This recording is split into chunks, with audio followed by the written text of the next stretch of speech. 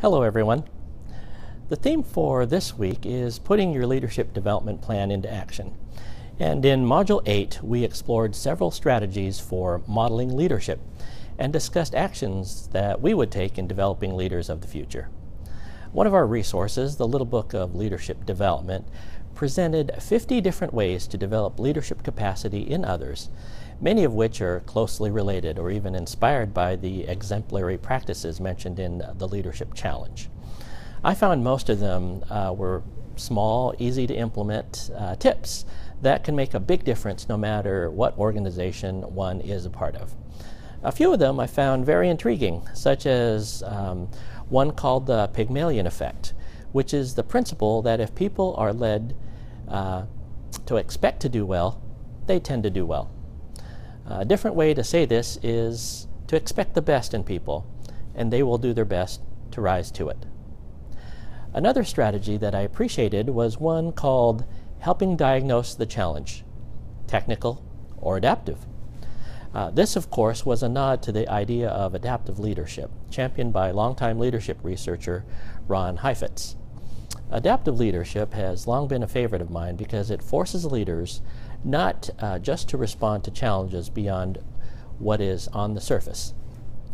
These surface or simple responses are what is known as technical solutions, whereas adaptive solutions require a new way of thinking about the problem. Adaptive leadership requires thinking deeply about things and seeing the world in new ways.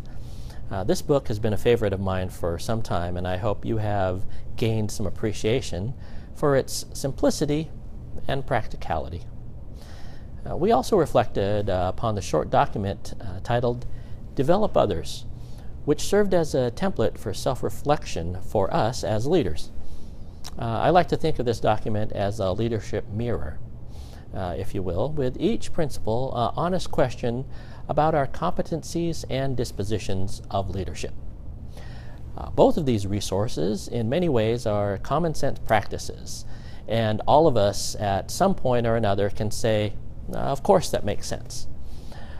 But the most poignant principle this week has been the notion that despite all this good research and the practical suggestions, common sense does not mean common practice. It is therefore the leader's job to bridge those two things together.